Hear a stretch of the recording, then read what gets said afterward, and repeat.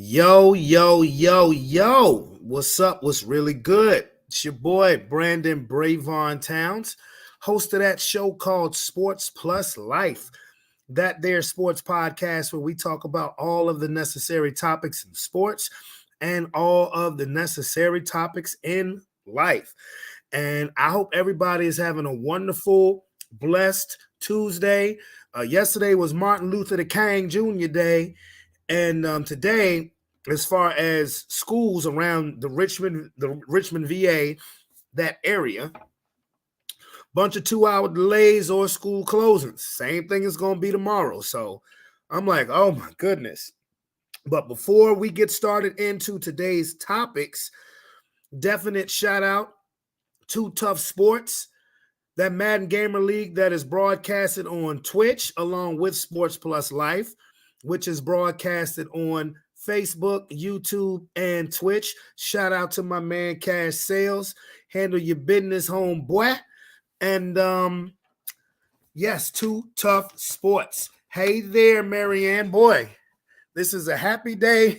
This is a happy day for Dallas Cowboy fans. I tell you that right now. It's a happy day for Dallas Cowboy fans, but we definitely will get into that topic. Also, shout out Heather's Craft Haven. You know, I was talking to my sis from another miss yesterday. I told her, I said, yo, you got to send me some things, man. You got to send me some things, man. So that way, when I promote you, I can have something to show that you made. But it is January the 16th, 2000 of the 2-4 here. And again, I hope everybody has a wonderful, blessed week. That snow won't nothing, bro. You know, that little bit of snow that we got, that won't nothing. I mean, to me, you know, it wasn't enough to close nobody's school. Now, you know, Hanover, where I work at, they were out of school today anyway because of you know, it was a student holiday for them anyway. But Henrico, they don't need no damn 2-hour delay tomorrow. And so it's supposed to get freezing tonight. So what?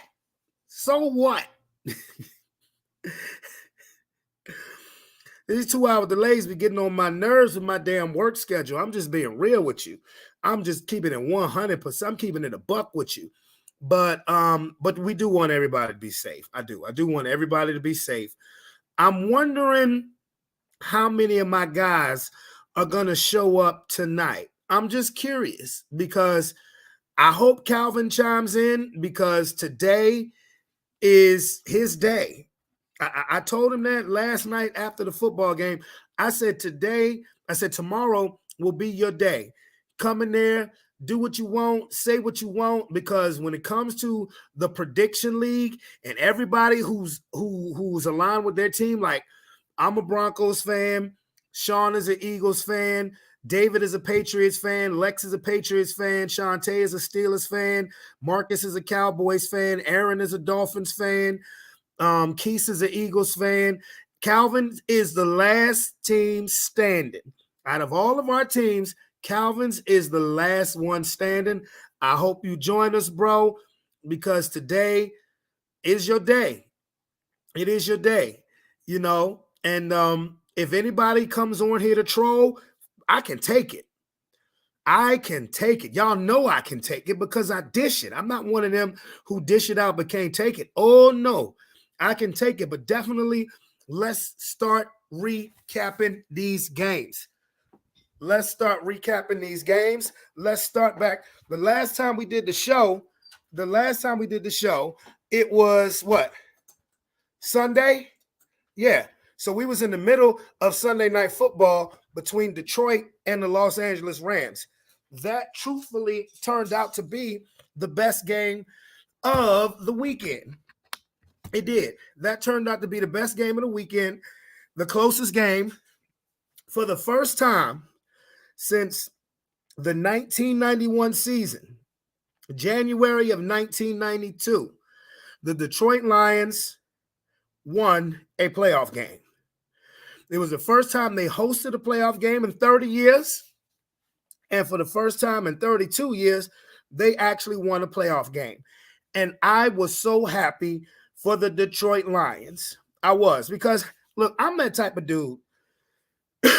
Unless it's the Dallas Cowboys, if you ain't never won shit before, I'll root for you. I will root for you. You know, don't make you my team, but I'll root for you. Like when I was saying, what if the Super Bowl was the Detroit Lions versus the Cleveland Browns? I was like, why not? Why not? You know, I like to see teams that haven't won before win shit. I do. I like that dynamic. I think it's fun. You know, I don't want the same rinse and repeat every year, unless it's my Broncos winning it every year. But that's like any fan. So I'm happy for Detroit. I don't have anything against the Rams. Let's go over this game. Jared Goff was magnificent. Jared Goff was magnificent playing against the team. I mean, this was clearly the best storyline of the entire Super Wild Card weekend, because you had two teams that did a direct trade, swap for swap, a couple years ago. The Los Angeles Rams traded number 1 overall pick Jared Goff to the Detroit Lions for a former number 1 overall pick in Matthew Stafford. Straight up swap quarterback for quarterback. You know, Los Angeles thought that they couldn't get over the hump with Jared Goff as a quarterback. I found that to be kind of funny, because they traded for a quarterback who had never won a playoff game in Matthew Stafford. And even though Jared Goff had been to a Super Bowl before. So I kind of didn't fully get that. But if you're the Los Angeles Rams, it worked. It worked. You know, that's what happened. It worked. That very first season, Matthew Stafford's first season as a Ram, they won the Super Bowl. They beat the Cincinnati Bengals in the Super Bowl. And Stafford got a ring. You know, Stafford pretty much put the Hall of Fame. He already will have Hall of Fame numbers as far as yards, statistics. The win-loss record ain't going to be Hall of Fame worthy, but neither is Eli Manning's, and I guarantee you Eli Manning is going into the Hall of Fame. Matthew Stafford will be in the Hall of Fame now. And I think Matthew Stafford has some talent, because make no mistake about it, Matthew Stafford was spectacular as well. Matthew Stafford looked great. He looked fantastic going into his old stadium. And I was like, when that game got late and Stafford had the ball and they was down by 1, I said, Lord have mercy, Stafford gonna pull this out. I said, Stafford ain't never played, he never won a playoff game when he played for the Lions, never had a playoff game in Detroit, and this son of a bitch gonna come up in here and ruin the Lions' hopes and dreams of winning a playoff game so they could party like it's 1992. And when they got the stop of the throw to Nakua, which was a little bit of holding, I ain't gonna front, and Puka Nakua, Lord have mercy, you got you a star. You got you on a receiver. Perfect. Him and Cooper Kupp will fit together perfect. But when the Lions got the ball back after that, I said they better not get that ball back to Stafford. And they didn't. Because the first half, it looked like it was going to be a shootout. The first half, it looked like it was going to be a shootout. It was 21-17 at halftime. Then the defenses clamped down. Nobody else scored. No touchdowns were scored at all in the second half. And your final score, Detroit 24, the Rams 23. And to make it all better, Detroit will host another playoff game because of the loss by the Cowboys to the Packers. See, the football gods were smiling on the Detroit Lions because they knew that that game was stolen from them in Dallas. They knew they should have beaten the Cowboys. They rightfully beat the Cowboys, and the referee screwed them over. And then Dallas turns around and screws themselves over. The way they played against the Packers, I'm not taking shots. I'm just calling it like it is. And the Lions will end up having 2 home playoff games anyway. And I think that that's awesome. And this notion that the Detroit Lions, I already said I thought the NFC Championship game was going to be San Francisco and Detroit. And that may very well be. That may very well be. So shout out, salute to the Detroit Lions. Jared Goff, 22 of 27, 277 yards and a touchdown. Shout out to the Rams too. Shout out to Matthew Stafford and Sean McVay. I think this honestly was probably Sean McVay's best year as a coach because he didn't, you couldn't go by the F them draft picks motto anymore. You didn't have the superior talent that you did when you won the Super Bowl 2 years ago. But Matthew Stafford balled out, 25 of 36, 367 yards, 2 touchdowns, no interceptions. Puka Nacua, boy, oh boy. Boy, oh boy. 9 catches, 181 yards, and a touchdown. Broke a record. The most receiving yards by a rookie in their first playoff game ever. By a rookie in their first playoff game ever. The third highest total for your playoff debut. And if I'm not mistaken, only behind Calvin Johnson and Demaryius Thomas. I could be wrong on that. But I'm not. I think I'm spot on with that. And again, Amon-Ra St. Brown, you were a Pro Bowl snub. You caught 7 for 110. You were a Pro Bowl snub, but you made first team All-Pro. Make that one make sense for me. And you deserve it. You deserve Pro Bowl and first team All-Pro. Make that one make sense for me. Make it make sense. But shout out to the Lions. Shout out to the Rams for giving us the best game on Wild Card Weekend because the other 2 games were not as dramatic as Detroit and Los Angeles. So Los Angeles will be playing again, and they will be playing early. So they will be the early game. They will be the 3:00 game on Sunday. They will be the 3:00 game on Sunday. Now, we ended up having 2 games yesterday on Monday Night Football, or Monday anyway. We had 2 games anyway because the Buffalo Bills and the Pittsburgh Steelers game had to get moved because the weather. That game was supposed to be 1:00 on Sunday, but it wasn't. It was moved to 4:30 on Monday. It was supposed to be 1:00 Sunday, but instead it was 4:30 Monday. No problem. Didn't change the fact that Josh Allen and the Buffalo Bills handled their business. They handled their BI, okay? They beat the Pittsburgh Steelers, who was valiant. They fought. Pittsburgh fought. When they fell down 21-0, I was like, yeah, this is a wrap. But Pittsburgh came back and made it interesting. At one point, it was 24-17 before the Bills finally, nailed the door shut, and they won 31-17.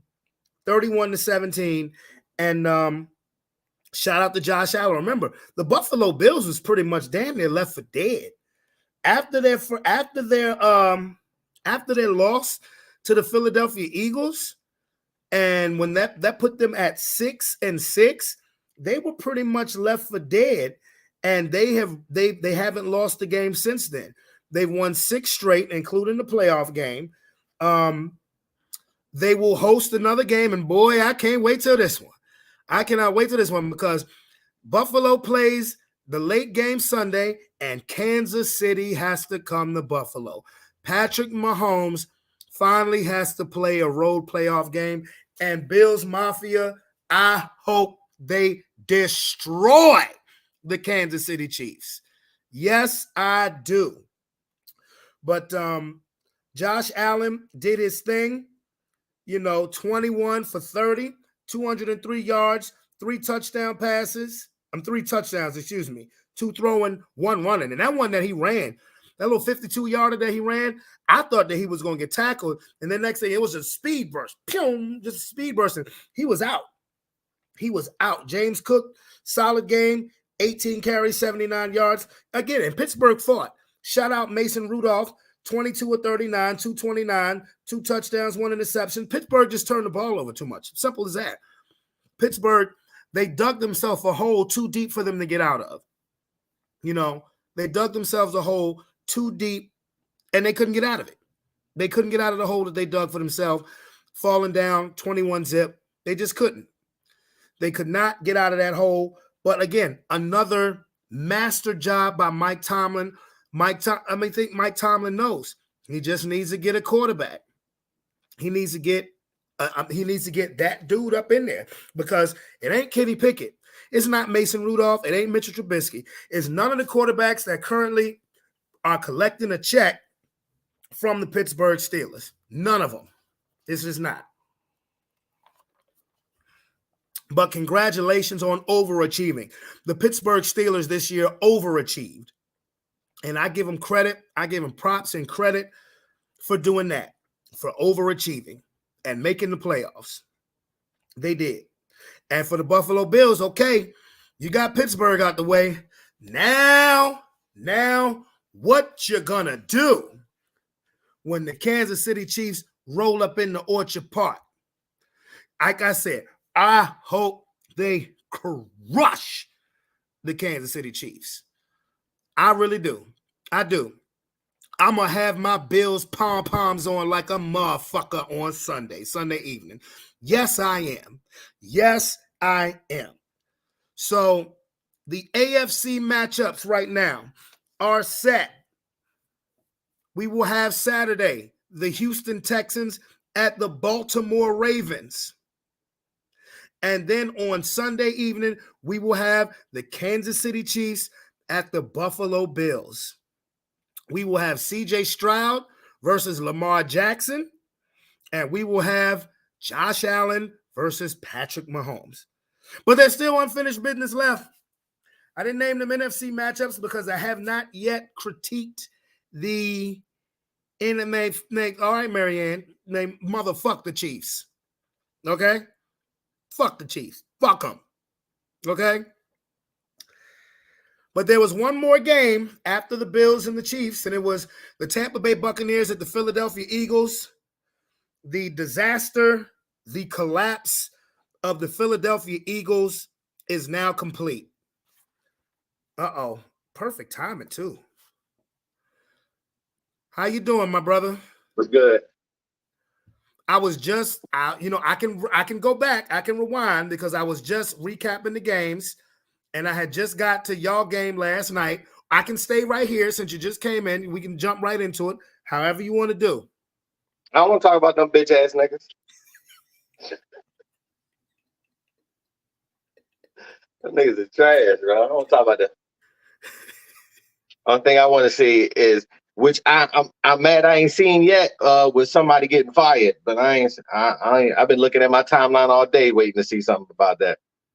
Okay, well, since I have arrived at that game, I'm just gonna go ahead and get it over with. Because I told Calvin, if Calvin show up in here today, is his day. Is his day. Tony may come up in here. He said he may come. If he come in here, he trolling. I'm like, yo, nigga, I can take it. Oh, I don't care, bro. I've been checked out of them boys after the what game I said was the Cardinals game. Oh yeah, the Giants game. No, the Cardinals. I've been checked out. So anything they did from that point, I was already privy to. I already knew they was gonna do some fuck shit, and I even said that to you in the damn thing that they was gonna fuck up. So you said that the whole show last on. Yeah, so I mean, did I want my team to lose? No. Did I know that they were going to lose? Yeah, because they weren't showing any signs of them wanting to do anything. So yeah, you knew what you were seeing. Yeah, I believe what my eyes were showing me. So I mean, they showed exactly what was going on as far as a dysfunctional team, the worst breakdown in Eagles history, as far as being 10-1 and then just losing out. I mean, not even going from the first seed, potentially locked to the 5th seed, and then losing that on the road in fashions where it was just horrible. The play calling again was still horrible. The players that looked like they wanted to play, the only one that showed up was Devontae. The boys didn't even want to run the ball. I mean, it was just like that. Look at this dude. What is that? Ovals. Is that pickles? Is that pickles? Why are we showing pickles?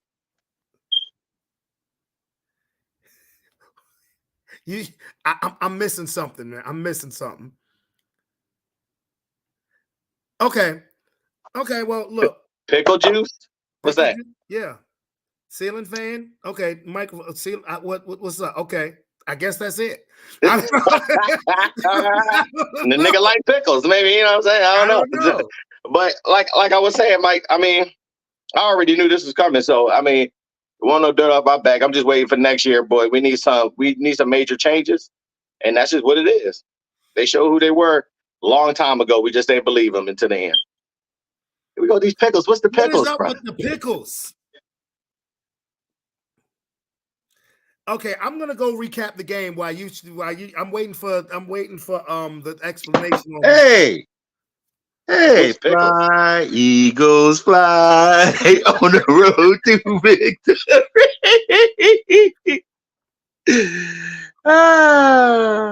Fly, fly, fly. I already said we can take it, man. We can Oh, we take can it. take it We can because I take it. still I still Man, if didn't you make ain't the history. most We bandwagon jumping, I'm only wearing this for you, Stephen A. Clone. I'm only wearing this for Okay, you. no, Take this Mr. is Brandon Mr. B. Mr. This is Two directed Team at me. Home. This Mr. is Two Team Home. okay. No, yeah, Sean. This ain't got I nothing to ain't do even with I you. ain't I even know coming yeah, at I the do. other Eagles fans. I ain't even coming at the other Eagles fans. I'm coming at Mr. Two Team Home.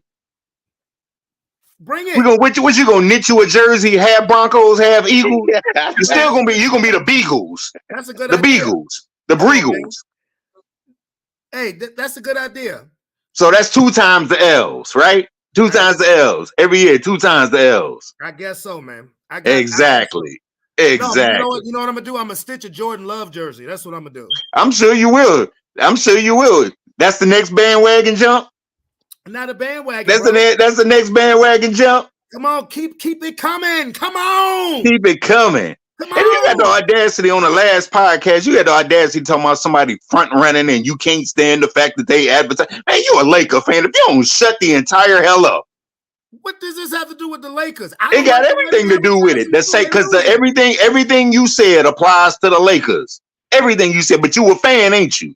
But I'm a you a fan nonetheless, anyway, ain't you? I am a fan. And what have I said Oh, about the Lakers? What have I I said don't care about the what you Lakers? said. Just because you get on here and say my team suck, Okay, slurp, and swallow. Just because you get on this podcast and say your team suck, slurp, and swallow, don't mean you ain't troll worthy. Anybody trying to hear that mess? Well, troll me because you think I'm gonna stop trolling the Cowboys, I know you are. Hater, This year is hater, different, hater. Mister. This hey, Hold up. What, somebody jumped you in the playground, took your Cowboys man, lunchbox when you look, was a man, kid? what grade was you in the last time y'all did something, bro? That must have been what it was. What grade I was you wasn't. in? See, that's the thing. I wasn't in the grade, bro. I was out of school. I was a grown ass man, That's now you're old ass. and Now you're married. old ass So man. what you talking about? Okay, who was the president last time y'all did something? And married.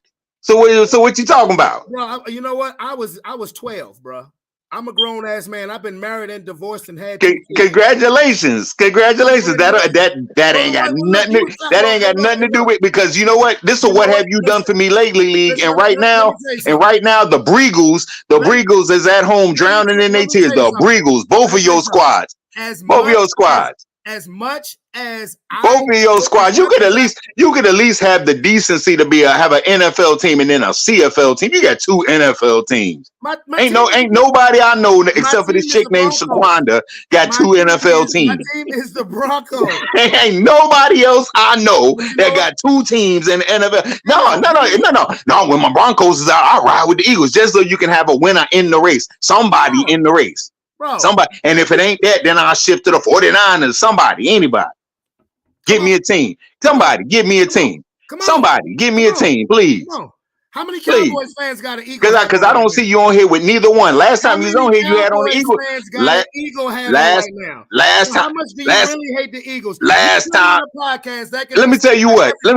If this was my wife's hat, if this was not my wife's hat, as soon as I get off this podcast, I would bend firmly over and wipe my ass crack with it, bro.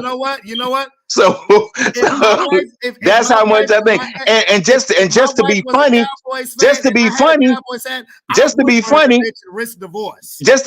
I'm gonna go ahead and invest in a little Broncos hat, a little $3 Broncos hat, so I can wipe my ass with that one too. Hey, look, if I'm the Broncos, just because, I would say thanks for the money. Because.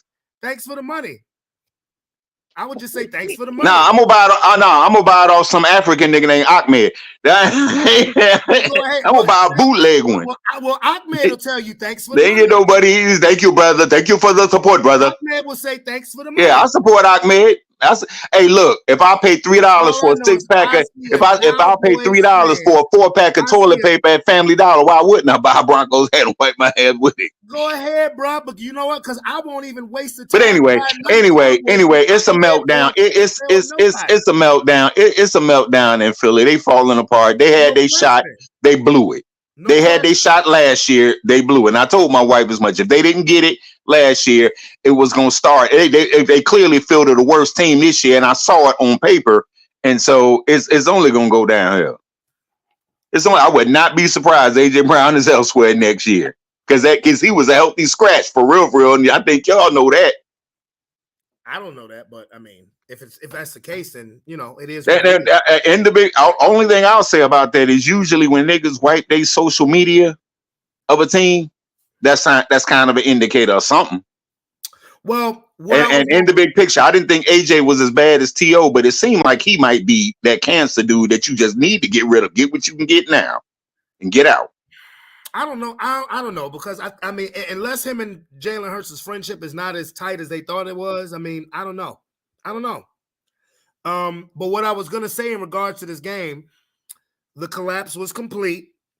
They look like a defeated team. Now, I have questions. These are my questions because I just had to remember some of this stuff today. And Sean, I definitely want you to chime in on this.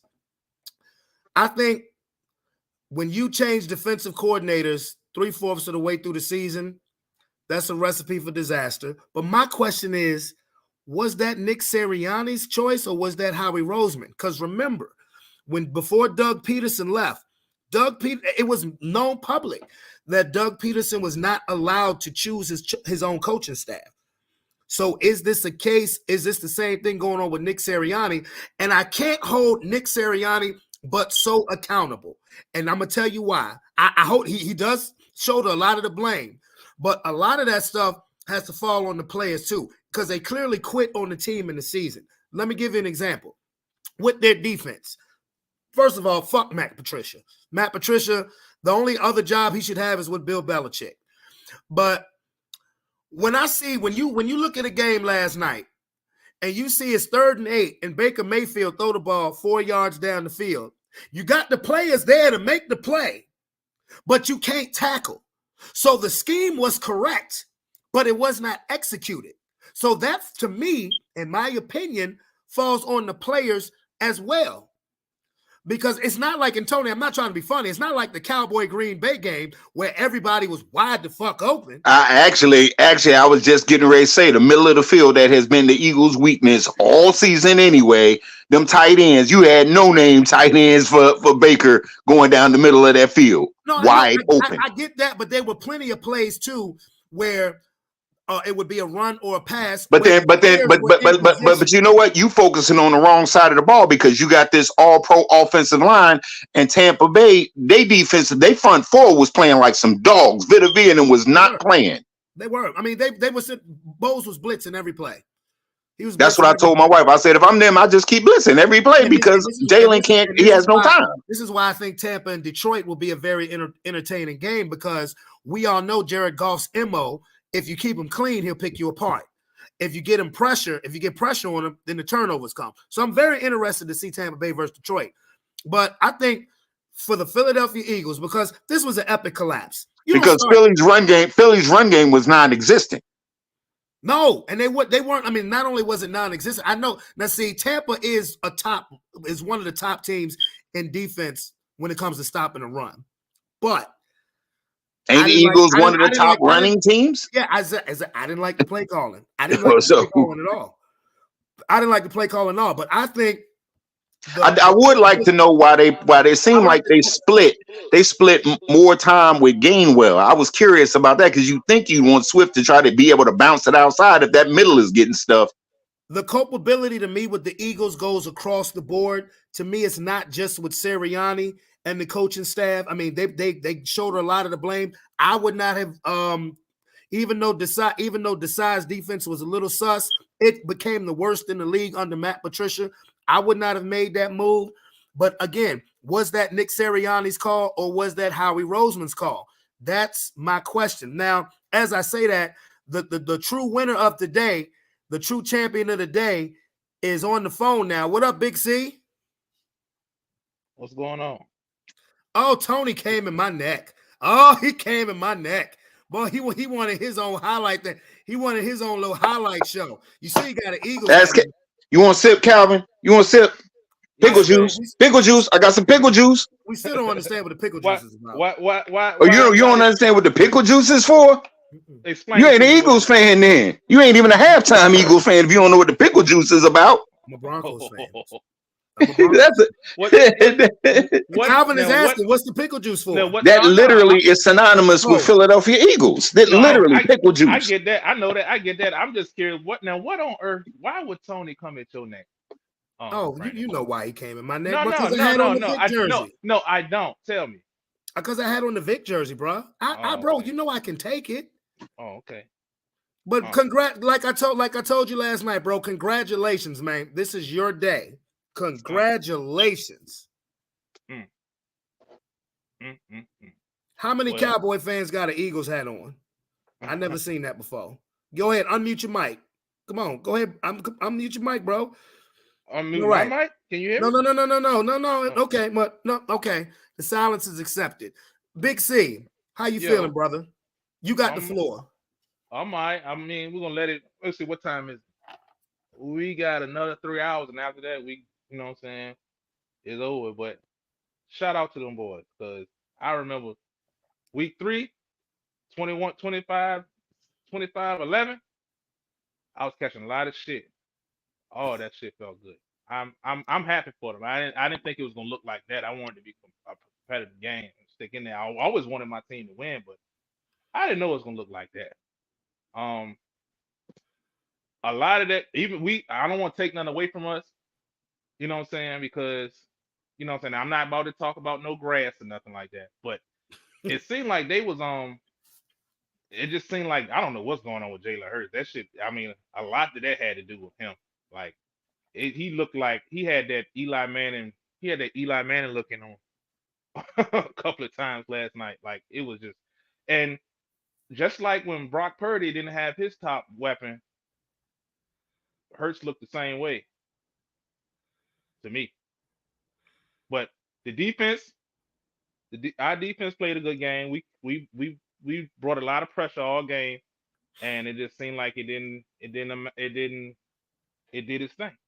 So so up until 11 p.m. Eastern Standard Time, I'm gonna enjoy this shit. But after that, Why it's until gonna 11 destroy. o'clock? Why until Because 11 you only o'clock? give yourself 24 hours. You only give Okay, yourself 24 hours. I got you. All right, well, Sean was quiet through the whole rant. Um, now I want to know, what did you think about what I was saying as far as, who's really pulling the strings as far as the coaching staff and those decisions? Oh, well, it's been known that Howie Roseman and Jeffrey Lurie had their hands in it way back with Doug Peterson. It's kind of the reason why everybody Okay. believed that they hired Nick Sirianni, just because he was a yes man and he would just do whatever they said. So it's Yeah. no surprise that it's coming out that they had their hands in the decision to go ahead and switch to Matt Patricia.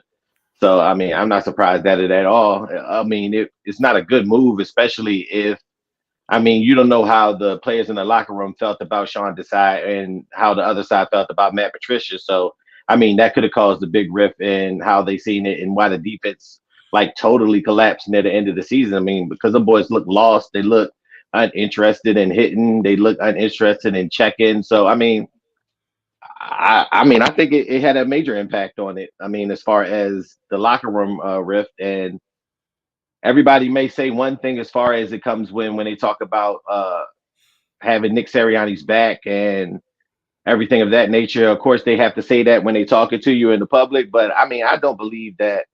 You can clearly see that team just stopped playing throughout the season. So you got to get rid of the coaches. There's no way that you can come back from that. But again, it could be the fault of Howie Roseman and Jeffrey Lurie, because Yeah. ultimately those are the ones that's really making the decisions behind the scenes. Yeah. Now, I mean, because I thought about that, because I'm like, yo, you know, I'm like, I had to double back on just 3 years ago when Doug Peterson got fired. And it's because Doug Peterson, because he was not the yes man, but when it was like he didn't get to choose his own coaching staff, and that's why I'm just curious, because it's easy to point the finger at Sirianni, but if Sirianni is being if his decisions are being overruled, then as great as Howie Roseman is as a GM, He may need to just pump his brakes and let the people on the ground floor do the groundwork. But Calvin, again, this is definitely your day. I got to give Baker Mayfield shout outs because this is a guy who, between the season of 2021 and 2022, played on 4 different teams. He's a former number 1 overall pick, and he was pretty much he was damn near in journeyman status. He even lost his endorsement deals. What was it, Progressive? Mm-hmm. He lost all his endorsement deals. He was pretty much seen as an afterthought as an NFL quarterback. And I heard last night he said that he is the most comfortable he has ever been in the NFL with Tampa Bay. And I believe that the Tampa Bay Buccaneers have found their quarterback for the future. Don't let Tampa Bay beat Detroit, Calvin, because then Baker's gonna come for that regular quarterback money. You feel me? Because I said when he went in the playoffs, I believe that he was gonna get a Geno Smith type of contract. Mind you, Geno Smith is 33, Baker's 27. So if they make it to the NFC Championship and don't let's just say they make the Super Bowl, Baker's gonna come for that full scale. I want that $50 million a year contract. But I mean, I don't want to get too far ahead of myself. Yeah. I'm just gonna give him shout outs because again, he was seen as an afterthought, and he's resurrected. He has reestablished himself to me as a franchise quarterback.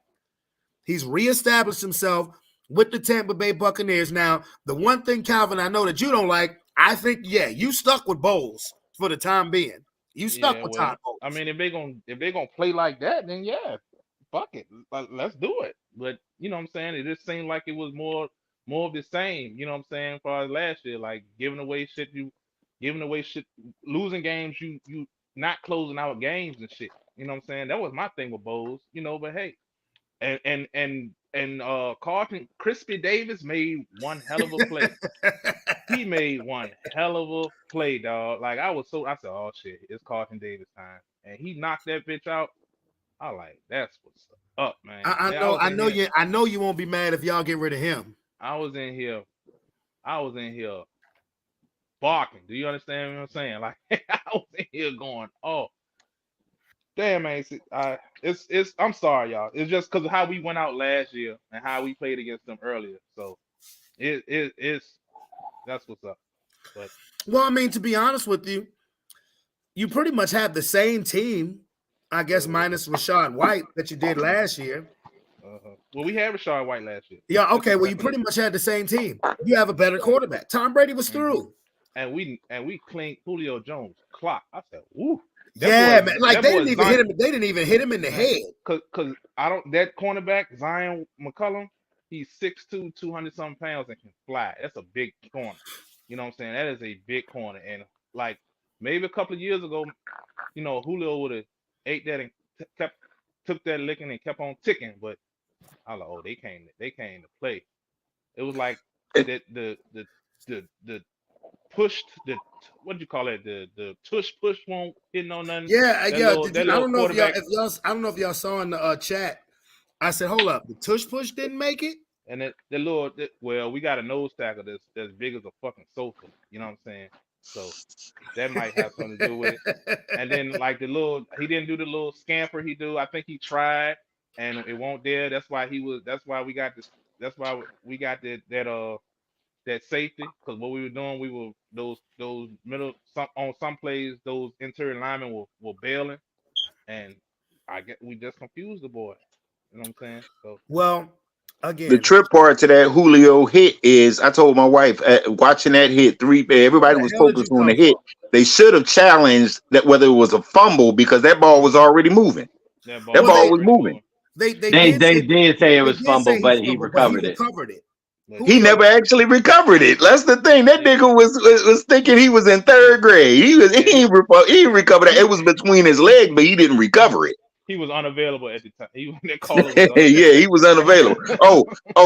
Check this out. Because if I dip, I told you I'm about to eat dinner, but I'm gonna give you the pickle juice reference. Seth Joyner, Clyde Simmons. This goes all the way back to them. Brian Dawkins, Shady McCoy, all these dudes. And if they made the playoffs, they were carrying a jar of pickle juice on the sidelines drinking and talking about that would give them energy. That's why that's the pickle juice reference. Clearly, them niggas didn't drink their pickle juice yesterday. That's disgusting.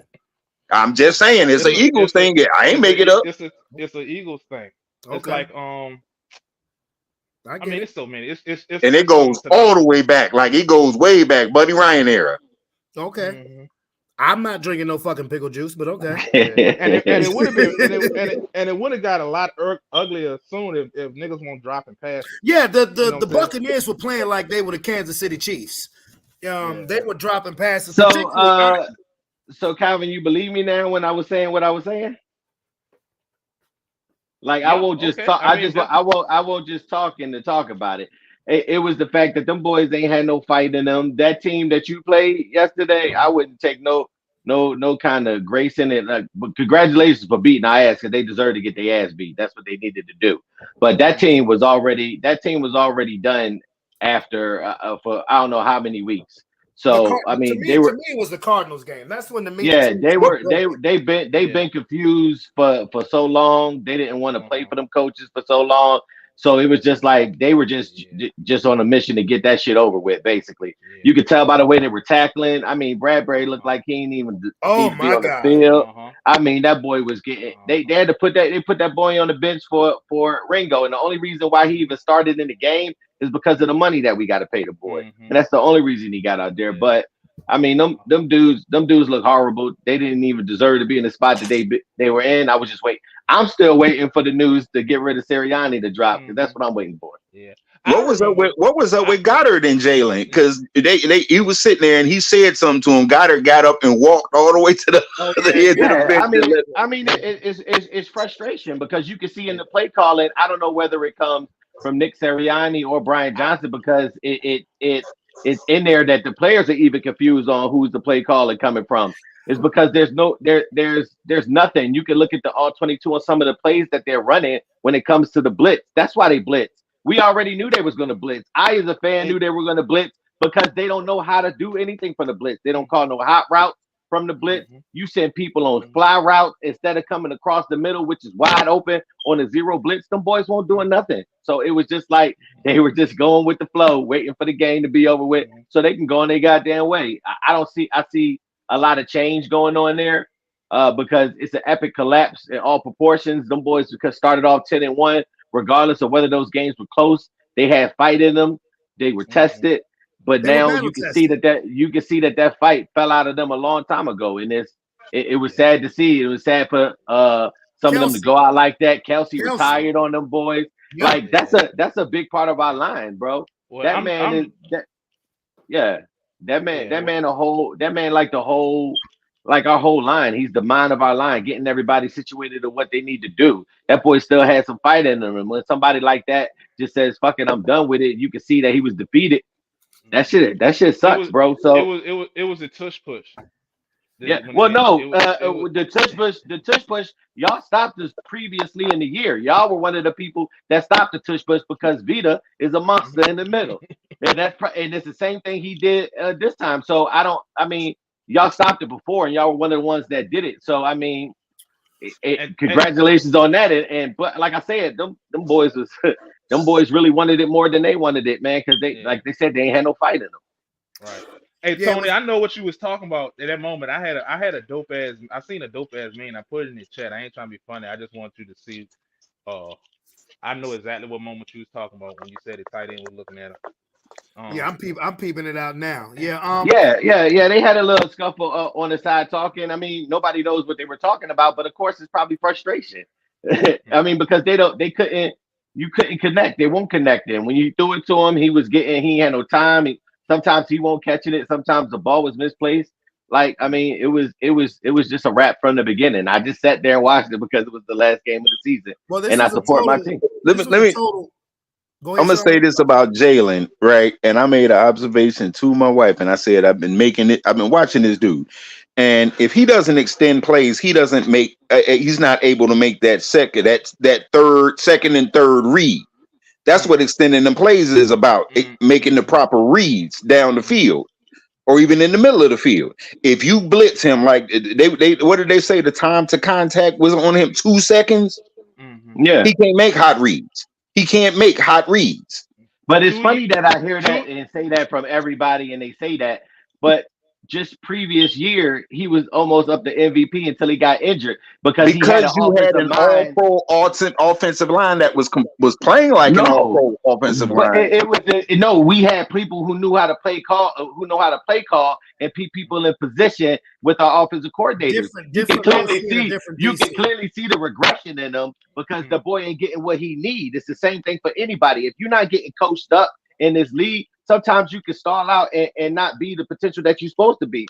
You have to get coached that and some of that thing. Some of these boys coming with the talent, but they still need to be coached in the right direction. And you can clearly see that the offensive coordinator from the plays that we picked, hell, we knew we needed to run the ball a whole lot. Them Yeah. niggas won't running the ball. And even though Y'all, we were running on y'all stopped us, DeAndre Swift was averaging 4 yards a carry. They y'all, stopped And running I us. wouldn't get. I couldn't. They y'all would saying never that stick with it. you and Tony saying the same thing. So you think the offensive Yeah. coach, the offensive coordinator, is he not coaching up the quarterbacks good enough? You don't think he coaching up the offensive? But he's still coaching up the offensive line. It's all tied the same. No, It's all the offensive line is totally different, and that's Jeff Stoutland, and he's one of the best in in the industry, and anybody can tell you that. That line has always been like that. Our offensive line has always been like that. It's to the point that there's no schemes. There's no yeah, scheming on plays. We're not putting people in yeah. motion. We're not doing anything but the same routes, read Mm-hmm. options, and flats and curls, which Mm-hmm. people are calling out our plays. It's Yeah. because there's no creativity in the play calling that's going on, whether it's from Nick Sirianni, which he showed he was doing the same thing year one until it was taken over by Shane Steichen and we flew. Now it's doing the same thing in year Yeah. three. It's looking like it was in year one. That's no The, fucking the, coincidence. the reason why I say that because I remember, and I'm not trying to be funny, 2 years to the date when we beat y'all in the playoffs that time, it was caught on was a Mike caught somebody saying that boy can't read.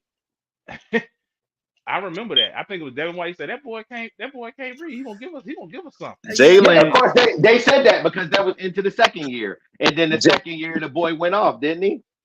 yeah, but one Right. or two things But is gonna but happen you with had the Jalen. offensive line. You had the offensive line We had the last same year, offensive line and them they 3 not years. playing. They Yeah, not playing. They didn't play the same way.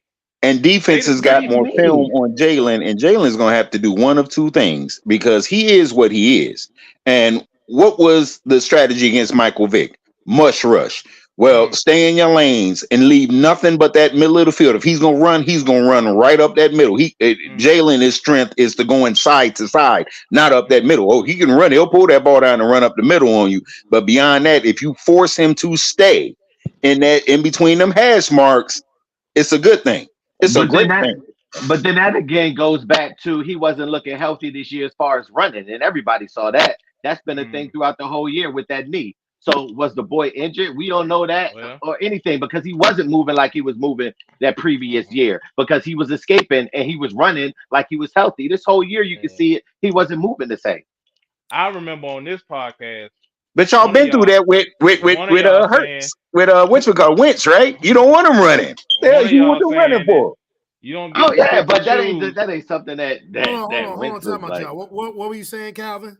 I remember on this podcast, one of y'all two niggas saying to me, you don't get to pick and choose the reason why you lost. You lost. You lost. You Yeah, got I your mean that's ass where whooped. I'm at. That's where I'm Yeah, at. nobody's saying that. Nobody's That's where picking I'm at choosing with it. why we lost. No, what? To be honest with you, with me, the crazy thing is just the NFC East as a division is a total 180 from last year. I mean, last year they came in the playoffs and they were wrecking shop.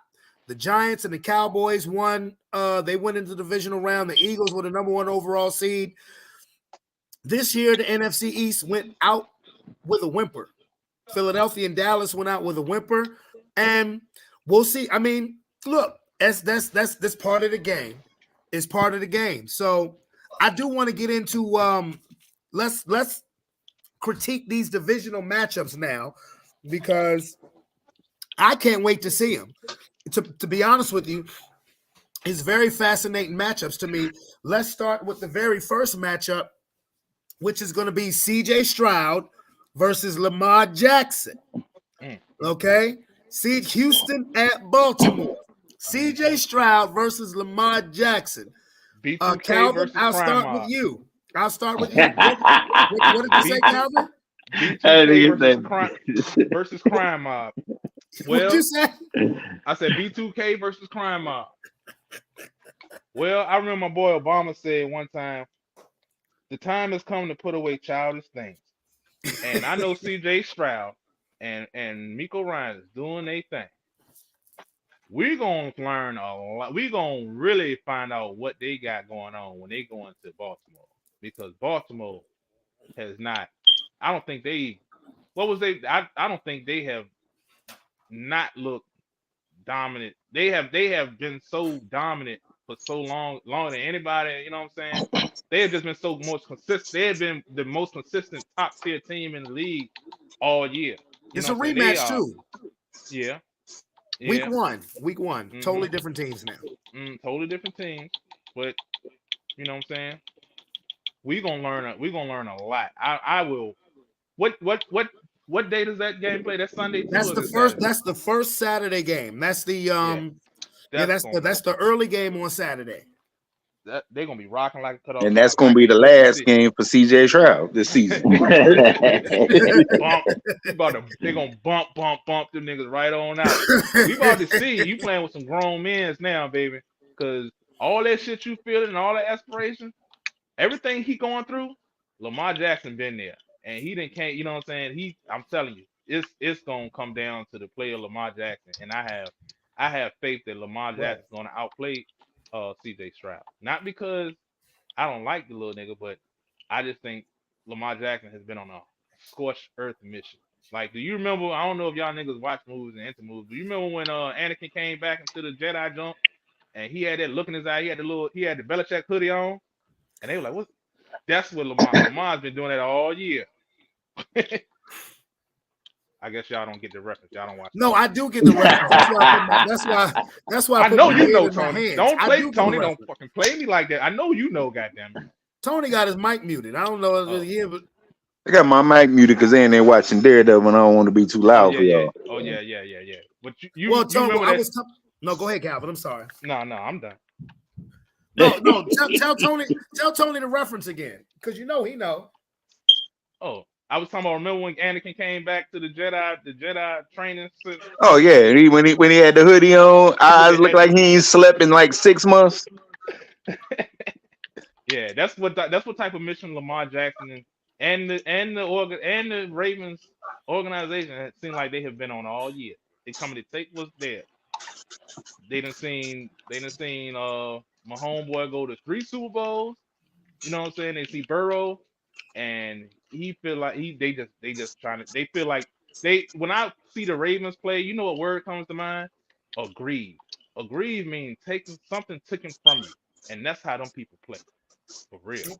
Okay. Shit, It's that it's Anakin was killing kids. Lamar man. about to kill a kid. Lamar about to kill some kids too. Well, Tony, what do you think about? How do you think that Houston Baltimore game is gonna? What's your What I prognosis? just say? They gonna smoke them dudes. They gonna smoke them dudes. So, CJ Stroud, he's gonna. I mean, he's a good. He's a good quarterback. So Yeah, they're gonna show up and at least put some points on the board and to show that they in the game. But they're gonna get blown off that field. yeah, This it's a whole different animal, and you not know in the friendly confines of your own home. They're gonna get blown off that field because in every way they're superior to the Texans. So I just don't see that upset happening there. I don't even see a close game happening. mm, Sean? You know me. I think I agree with them as far as that is a superior team to the Texans. But man, it's something about that Stroud, man. I just can't count that boy out. That boy looking like magic right now, and I think it may be a closer game than people think it is. I do too. Uh, I don't think it's going to be a blowout. I think it may be somewhere along the lines of like a 28-24 kind of scoring kind of game. Uh, and like a maybe like a shootout somewhere of that nature, like not as not like a super blowout, but like showing that they know how to move the ball and get around there. That CJ Stroud gonna make a name for himself, man. And I think Lamar is still going to do Lamar too and put up good numbers. But I think it's going to be closer than what people think it is. Not like a smooth blowout. But you think Baltimore is going to win?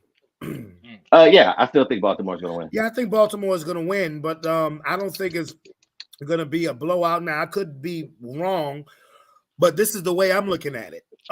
Houston, they're playing with house money. Houston, they have nothing to lose. There's no pressure on Houston this game. They can play as free as they want to because all the pressure is on Baltimore. All of it. Because Houston, with a rookie quarterback and a rookie coach, they ain't supposed to be here.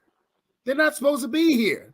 Mm-hmm. So I think it's a difference when you play free. That's why you see teams that start off a season 1-10, the last 6 games of the season start playing better because you say, fuck it, we got nothing else to lose.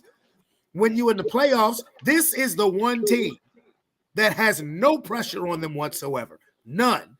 There's no pressure on CJ Stroud because he's proven himself as a rookie quarterback. The Texans have overachieved. There's no pressure on them, on their quarterback, on their coach, on their squad. Baltimore, if this game is close in the fourth quarter, it could be dangerous because Houston is like, well, fuck it. Houston is young enough and dumb enough to say, hey, it's 23-17 in the fourth quarter. We might could win this bitch.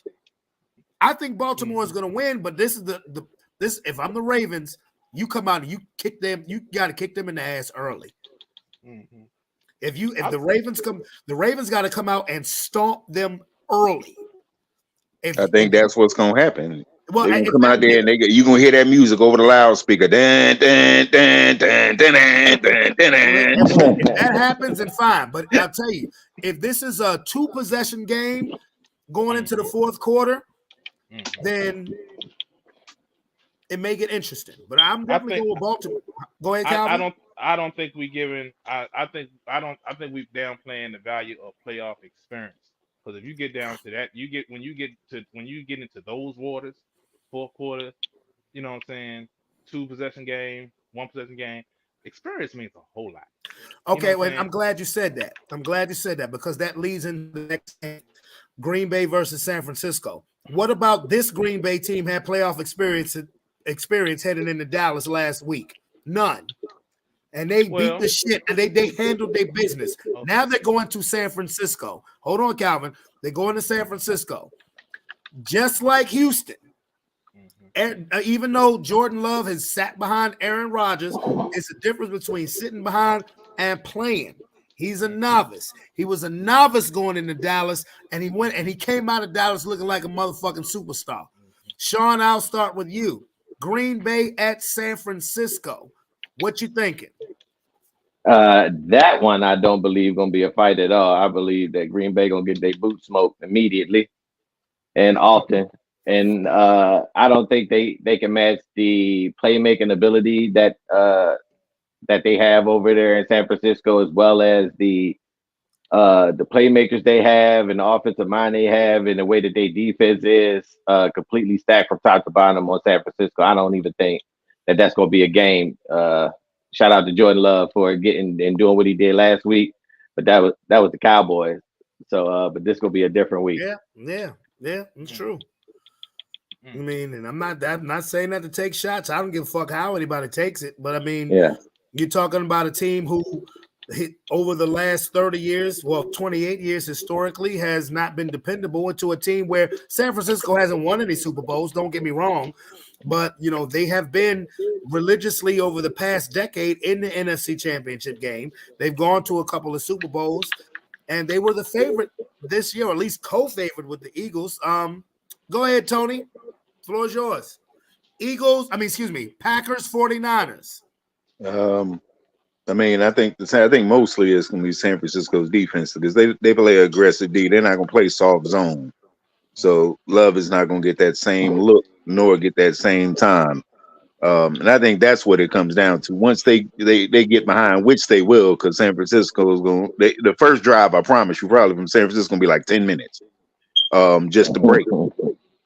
Just to break them. And they will be playing from behind the whole game. And San Francisco's defense is not one that you can get more than 10 points behind and expect to win, for real. Mm-hmm. Okay, Calvin. I think Brock Purdy, Trash Purdy, as some people like to call him, is going. You know what I'm saying? It's gonna do his thing like y'all said. You know what I'm saying? I don't expect them to have that hot start, that hot start like they did against Dallas because the defense plays different. You know, Dallas, they rely a lot on they rush. You know what I'm saying, to get there, and but they front four really the only four people to get there more often than not. They don't like Dan Quinn. He don't blitz a lot. Uh 49ers a different story. You know what I'm saying? Even and no matter how good Jordan Love looked last week, and he was making some Aaron. I don't care what he's making some Aaron Rodgers type throws. I don't care what y'all say. I think this boy is heavily influenced. I mean, he throwing the ball off he's jumping it. He's not even throwing it. He's like he's shooting this shit. But I don't think, you know what I'm saying, that's here nor there. It comes once again comes down to playoff experience. Because if it's close, playoff experience, like I was saying, is gonna play a heavy factor into it. And you know what I'm saying? And not now if somebody hop out the gate early, you know, that is what it is. But I'm talking about when it get dark and it's just Right. it ain't that much time left. That's when playoff experience trumps a lot of shit. And I think, you know what I'm saying, 49ers have a bigger chip on their shoulder than the Packers, because the Packers they like, hey, I'm very happy to be here. You know what I'm saying? We didn't get nobody really gave them a shot. You know what I'm saying? So I think with the events that happened last night, 49ers gonna have a lot of they're gonna have a lot to play for. You know what I'm saying? They're gonna be more motivated, more motivated than usual. You know what I'm saying? So Well, if yeah, that's anything, gonna I be. think the 49ers may be thinking, wow, this road to the Super Bowl is not as difficult as we may thought it would be, even though I think Detroit is a team to be reckoned with. Um, I think that this is a game that the 49ers will gradually pull away from the Packers. Because it's one thing, all four of us on here are diehard football fans who've been watching football for a long time. And particularly over the last 20 years, one thing we've learned about football, I would say 25 years actually. The team that's when you're hot, Mhm. you know, if you're hot and you're playing great football at the right time, it's like I said about the Buccaneers 2-3 weeks ago, Calvin. I said Tampa's playing, they're gelling at the right time. Houston is hot, Green Bay is hot, Buffalo is hot, Tampa Bay is hot. The only problem with Tampa Bay is they're dealing with the Detroit team that's hot too. So I think this is a game that San Francisco will slowly. I don't think they're going to come out gun. I mean, they're going to come out guns blazing. I don't think it's going to be. I don't think it's going to be the type of score that it was between Green Bay and Dallas. Let me just put it that way. I don't think it's going to be 27-0 before the halftime. I don't. Now I could be wrong, but I think that this is going to be a game where they will gradually pull away from the Packers because where to me the Packers have that advantage is you're right about their pass rush. But again, the Packers don't have that stalwart receiver that you know that your quarterback is going to key in on. And to me, that makes them more dangerous because they got a bunch of good-ass young receivers. They're about 5 wide receivers deep that where you don't know who the ball is going to. So I So think you're not making the case that none of them are good that you have to focus on. You're just making the case that all of them play equally as well. right, exactly. You know That exactly. sounds different. Exactly. So I think the 49ers will win, but I think it'll be a gradual thing. I think they'll have to work for it. It'll be a dogfight. Next game, Tampa Bay at Detroit. Boy, Detroit ain't hosted a playoff game in 30 years, and they gonna have 2 within 7 days. Ain't that a bitch? Boy, Motown finna be lit up in this bitch. and Baker and them Bucks walking up in there. Calvin, you the Buccaneers fan. I said this before you came over here, before you came on the podcast. Your team, out of all of us in the Prediction League family, your team is the last one standing. How do you prognosticate your team against the Detroit Lions?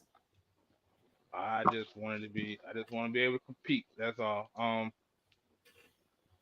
I think, you know what I'm saying, like you said, we match up better against them. We match up kind of well against them or whatever. But you know what I'm saying, they got a lot of they got a lot of trickery. Not trickery, but they got their bag is deep. You know what I'm saying, the shit they can do. You know what I'm saying? They like the team we played last week may not have, they may have been kind of stifled in stuff they do or whatever. This team not so much. They are gonna be fully rocking it. You know what I'm saying? They're gonna be fully rocking. They already hyped. They got a lot to prove. They, you know what I'm saying, they won their playoff game, and they already beat us once, so it's hard to beat a team twice. So we'll see. You know what I'm saying? I don't want to make no predictions. I just want us to. Oh no, nigga! No! We don't do that. No, sir. Oh no, sir. No, I want a prediction. Are you going to win or lose? I think the team with the most points is gonna win. You know what? I think I'm going with my team. I'm going with my team. We come all this far. We got to do something.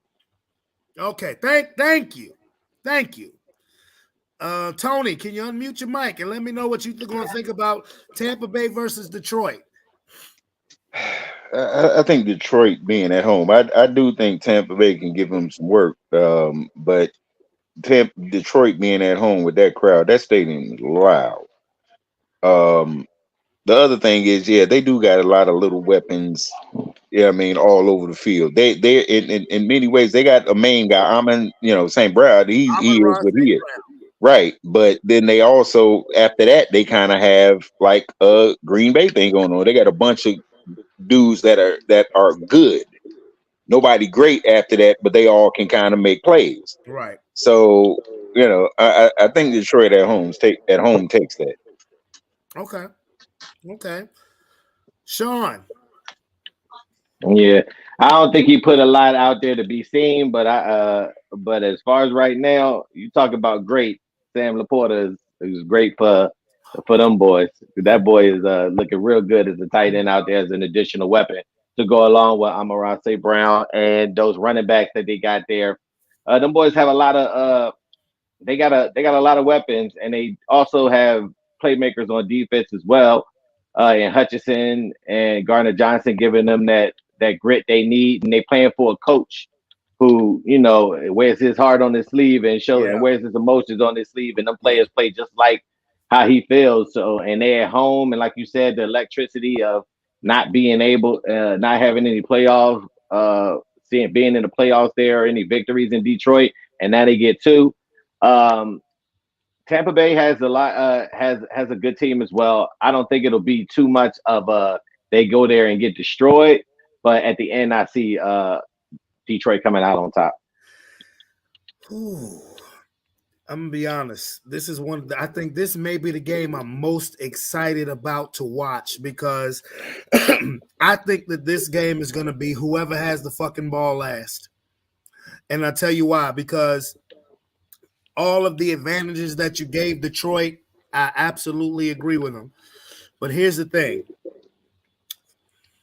Tampa Bay is a very good team against the run. It's again that Bucks front versus that Lions front. I can't wait to see that.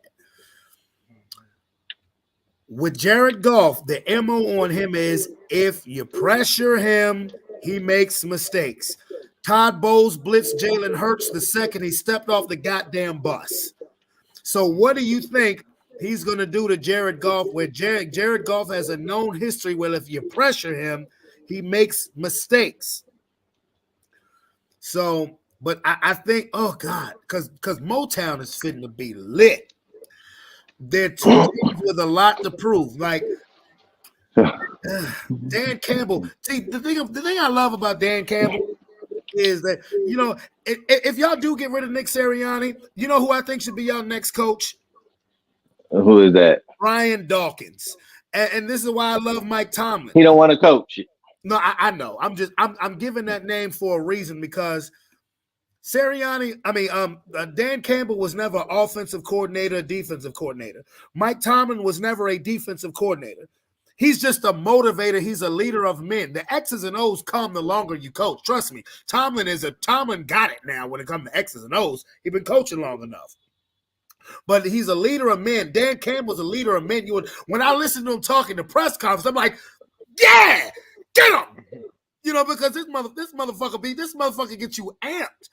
So, but again, but the matchups, this is a very evenly matched game, and Tampa Bay does things that gives Detroit problems, particularly on the defensive side of the ball, because Todd Bowles are going to send them dogs at Jared Goff. Now, if Jared Goff can adjust to that, okay. I think that this is going to be a game where you have the team that has the ball last may win this game. I'm going to roll with Detroit because they're the home team. Nigga, they showed Eminem at the Lions versus Rams game. Eminem. I ain't never seen Eminem showed at a football except for a couple of years ago when he did the Super Bowl halftime show with Dre. So I'm rolling with the Lions, even though I think that this is going to be, because honestly, if Philadelphia had a win last night and it was Philly versus Detroit, I'd have said, unequivocally, yeah, the Lions going to beat them. Lions will beat them. But Tampa Bay, the way they're playing, they believe, again, they're hot. They're hot and they believe. They're hot and they believe. And Baker done already earned money. Now every playoff win is how much bigger that contract is going to be. Every fucking win Baker puts together in the postseason is how much more money he going to ask for. But yeah, I'm going to roll with Detroit.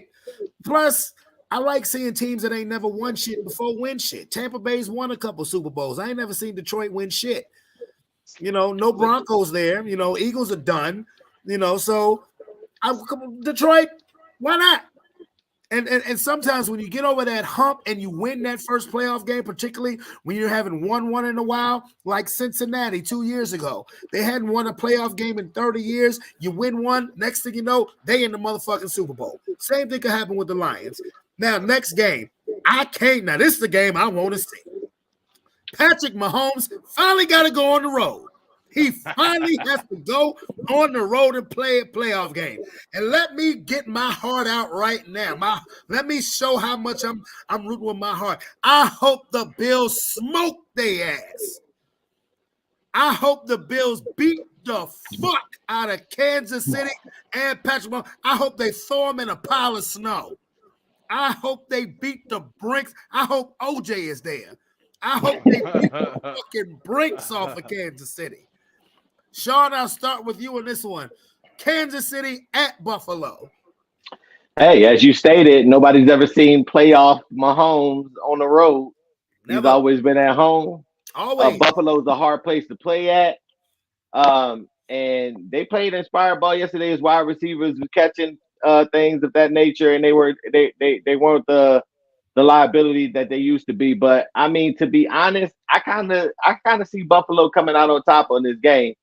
Josh Allen looking like that dude, like he know what he's doing. But again, one day Josh Allen could look like that, the next day he can give you 5 turnovers. That's the type of thing that Josh Allen to do. But playing at home and not like I said, and never seeing Mahomes on the road, not like he can't win on the road, but just not in this kind of magnitude of a game.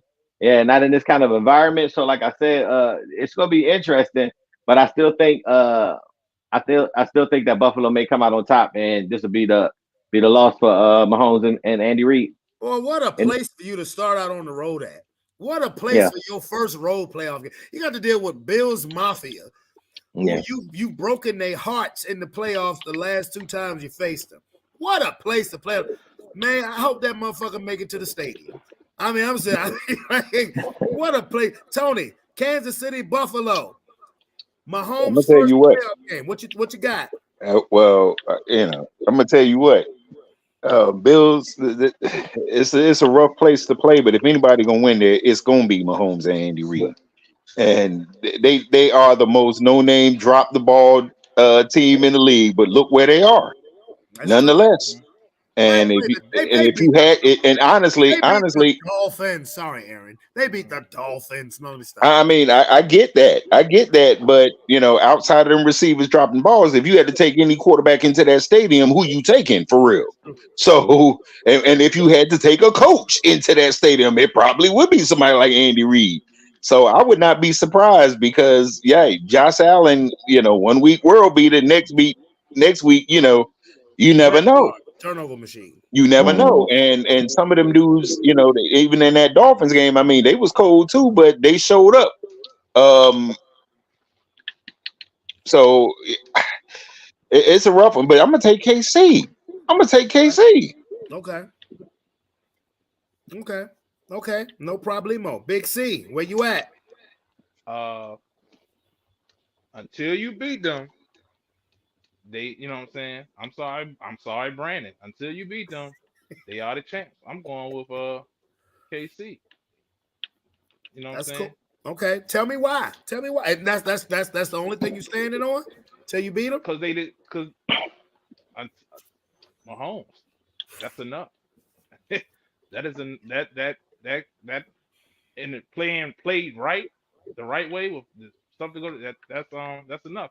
Who knows? They could be in them people head a little bit. I mean, the pressure, like you talking about pressure on Buffalo. To me, you know what I'm saying? Oh, no question about it. No question about it.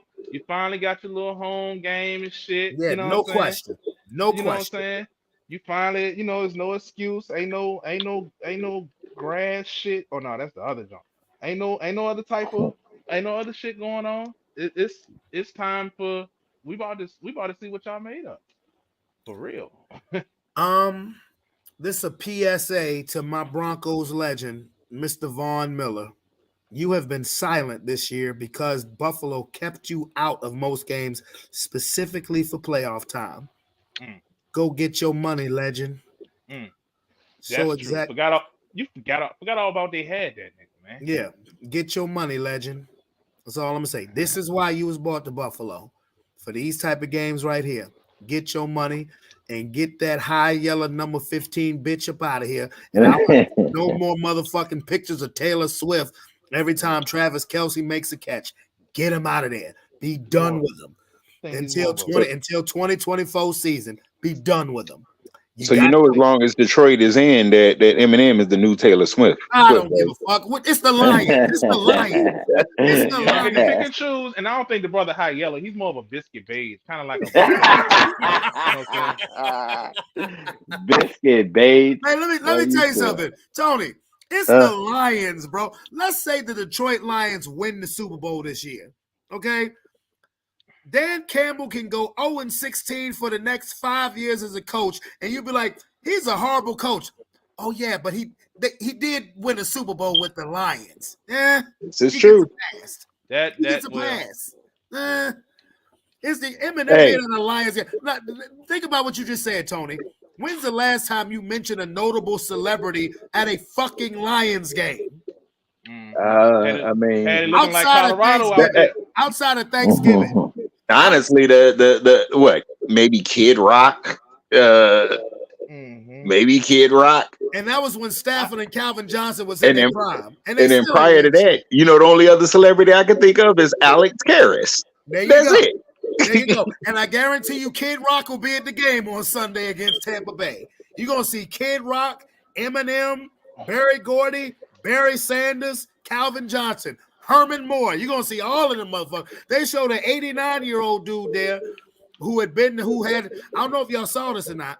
They kept putting the camera on this 89-year-old Lions fan who's had season tickets his whole life, who was there the last time the Lions won a playoff game, oddly enough, against Dallas in January of 1992.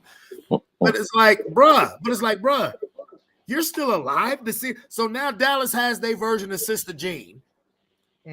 They got their version of every Sister franchise. Jean from Loyola of when they went to the Final Four 4 years ago, and this 100-year-old woman was like, "Oh, I'm praying for them." So now they got their mascot, bruh. Yeah. Y'all remember that I don't dude that give a went fuck to every about Taylor Super Bowl? Swift. Fuck him. Fuck him. Oh, I'm gonna tell you man. something funny about that Detroit game, though. Thinking about it, Detroit better be careful because Stafford could and should have beat them. It That's was why I a think penalty that saved their ass, I think. But yeah, that's why I Puka, think they could Baylor not has to stop that change. boy Puka. Oh, no, listen. Before anybody came on here, I was giving Puka his flowers. That motherfucker is something else. That Pookie. Pookie. Can we That call him Pookie Pookie. for motherfucker is now something on? else. Yeah, his name So we Pookie. got Black Jesus, Trash Purdy, and Pookie. Those are our reigning nicknames. So here's a question. All right, well, fellas, let me ask you a freestyle question. Who is the offensive rookie of the year? Is it CJ Stroud or is it Yes. Puka Nacua? It's CJ Stroud. CJ Stroud. Yeah, it's gonna be Stroud. Okay. I mean, it should be a 1A and 1B though, but it's gonna be CJ Stroud. And I only asked that question because the offensive rookie of the year and stuff like that, they try not to give those awards to quarterbacks because they have exclusively just made the MVP award a quarterback award. It's still CJ. I don't disagree because look, the Rams got a Hall of Fame quarterback and a Super Bowl winning coach. CJ Stroud, the Texans were a shit show for the last couple years. So I don't disagree. Bruh, everybody's beefing in 2024. What's going on? 2024 been that year for drama, and it's only 2 weeks old. We got Cat Williams fucking up the industry. We got Stephen A. and Whitlock going at each other. We got Diddy paying another settlement yesterday. I told you. Oh. What the hell going on? Go ahead, Calvin. What the hell going on? I told you. With that Cat Williams shit, because I missed it. I'm going to tell you. Cat Williams, there was a lot of truth to what he said, but there's a lot of bullshit to what he said, too. Like, he was making some valid points. Like, sometimes you can tell when somebody's telling the truth, living their truth, but when they start to embellish, that's when they lose me. Like, and I'm not trying to be funny, but once he said, I don't take no drugs, I knew the nigga was lying. You can't tell me. Listen, everybody that had an uncle or auntie or whatever, that boy's getting high for a little bit. You out here fighting 11-year-olds and shit. Sober people don't do shit like that. He said weed. He said the only thing he does is weed and cigarettes. And if you believe that, Brian, I have a bridge to sell you. Okay? He was out there. Listen, okay? I know what he wants you to believe. I know the truth. You know what I'm saying? I know. Come on now. We ain't that far removed. We know what that nigga was doing. We know exactly what the nigga was doing. But it is what it is. But a lot of that shit was true. You know what I'm saying? When he was talking about like the Bernie Mac shit and the stuff that happened, you know what I'm saying? A lot of that shit I believe to be true, like the Bernie Mac and Steve Harvey shit. But I was gonna say, what about Steve Harvey with the wig, man? Everybody that seems like to be an inside joke that everybody know that the public don't. You know what I'm saying? Because the comedy scene seems like it's its own little community. You know what I'm saying? Rightfully so. They all know each other very well. You know what I'm saying? They are like the comedy thing is almost like it's almost as vicious as the rap game, but you know what I'm saying? Because like they can use their craft to get their get back. But they all them comics, they all chill like comic. Think about it. All the top lawyers and judges in your city know each other and communicate and know each other well. You don't think that the top comics in the nation don't? Yeah, they all know it. All that shit is true. Like it's so much dirty laundry out there. Like people, they know. Man, them comedy streets is gangster as a bitch. Tony, what's going on in 2024, man? Why everybody hate each other? Cat Williams just simply being messy. You know what I mean? Sometimes that Kanye strategy, good publicity, bad publicity is still publicity. And I think that was nothing but a publicity stunt. There was literally no reason for him to do that. And you could tell the real G's out there, they could, because they kind of stayed completely peripheral and just plugged their shit like Kevin Hart did. And Mike Evans even made that. You see a little funny video with Mike Evans talking about, Yeah, he damn, said, I dude, why wish you you ain't had mention said me? something about me. Yeah. Exactly. That literally is what I think is driving this whole thing. You know what I mean, with Cat Williams. Yeah, it's probably some truth to it. I believe But I believe it's a lot of truth to it. I also think it's a lot of it's a lot of truth that he wasn't telling about himself as Right. well. Thank you. And so you shouldn't go in there talking about this person and that person stole this person material and all this other shit. If they ain't the ones beefing about it, you need to shut the fuck up about it. Mm-hmm. I do feel sorry for Mark Curry if he lost out to Steve Harvey though, Yeah. but you know, hang on, Mr. Eh, Cooper. yeah. In terms of who was the second people you said? What he said, No, I said, it's no, Diddy Stephen A. just and signed Jason another. Whitlock. Stephen A. Oh, and Jason Whitlock. I hate Stephen A. But you know what? It was time. It was fucking time because that sellout nigga. Somebody need to take his fat ass behind the woodshed and put two in him. Whitlock, oh yeah, yo, I hate house Whitlock. nigga ass clown. I can't Um, stand that Steven from Django. That you motherfucker know, right Mm-hmm. there. so that was a long time coming, and you know, in the big picture, I don't know how Jason Whitlock with his sellout ass thinking that Stephen A was right. You won't come for the king. I don't know if he necessarily the king, but still, who is Jason Whitlock? He ain't nothing but a white man's pawn. That's it. So That is you it. know, I got no That is respect for it. that. Me And in neither. terms of Diddy, come on, man. You know he next thing that nigga gonna have one of them dudes that Dwight Howard standing on them stools. He gonna be coming forward trying to get a settlement from Diddy. Mm-hmm. The Diddy was into all kinds of stuff. Diddy been into all kinds of stuff in his life. You and I both know it. Everybody, you know, shit. You might even have a actress. You might ask Sanaa Lathan trying to get a settlement from him or something because you heard stuff about them back in the day. So I mean, Mm-hmm. Come on, it is Sanaa what it Lathan, I is. help you. Come It's on, it's it's a cash grab for them people, but at the same time, why do you feel like it's true? Hey, Sanaa Brandon. Lathan, I help Be, you. Yes, yes, sir. hey, before you, I don't mean to double dip, but one of the things he was talking, I know he was lying about when he said it had to be in his contract for Ricky Ricky Williams, Smiley. Ricky Smiley to wear a dress. How stupid does that sound? You know what I'm saying? The next movie, you know what I'm saying? Because any studio will be like, well, we just won't have him. You know what I'm saying? Like you can't put stipulations in your contract for what the next nigga can do. You can put the best you can do is I don't want to work with them. But you can't Well, I think stipulate. to me, I think the best person to answer that question is Ice Cube because they were both Ice Cube movies. Now, Yeah. when it comes to Cat Williams, now you Calvin, you may be right on point. Calvin and Tony, y'all may be right on point when it says it's a lot of truth that he didn't tell about himself. Mm-hmm. But the things that he said about the industry, oh, I believe that wholeheartedly because he's not the only person that said that. He Right. just went in. He just went Right. into the most. He just went into the most detail about it. Right. But he's not Right. the only person who has said those type of things about the way shit moves in the industry. And Now, and, and, and again, I'm sorry because I don't want to no, you forget. good. I don't want to forget the Steve Harvey thing and the Mark Kerr thing. As far as like the jokes go, you know what I'm saying? That the proof is in the pudding. You can research that. Now, as far as the show, at that time, Steve Harvey nor Mike Curry had the power to pitch a show. I believe both of them were pitched the same show at different times. Well, I ain't gonna say at different times. I think, you know what I'm saying, of course, Hanging with Mr. Cooper was first. But if you think about black sitcoms at that time, a lot of shit was repetitive anyway. You know what I'm Well, saying? those two Like, shows in particular were exactly the same. right. But it won't like it was his idea. It was somebody's idea. It wasn't his. They had you in mind and they had him in mind. That can be very well be true. I mean, you You never know what know. I'm saying? Maybe Mark Curry wasn't a yes man, and they said we're gonna get you out of here. We're gonna have the same type of show, but Hmm. different characters. So I mean, you never know. Hmm. But did y'all Well, see? Hold on, Calvin. Did y'all see the Godfrey Steve Harvey impersonation? No. Oh my God, mm-mm, Sean, listen to me. Listen to me right now, bro. I'm about to play it for you right now. And don't mm. worry, I will not get copywritten. I promise you. I promise you. I'm about to play this for you right now. I just want you to look at it and I want you to listen.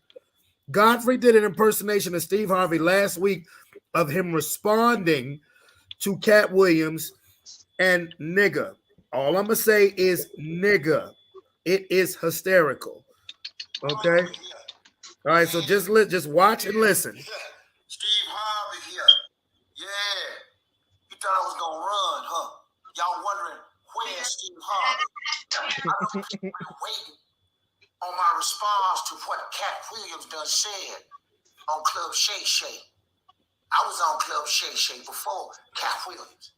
See, the reason why it took so long, I had to pray to God to give me the strength not to get mad. God talked to me every day, every damn day. I've been in this business a long time, boy. See, you done messed up with the wrong one. See, you just sitting there talking that bullshit. Yeah, Shaw, talking about I couldn't be a movie star. Yeah. I guess you didn't see You Got Served. That there was acting. Huh? You gonna say I took Mark Curtis jokes and stole his show.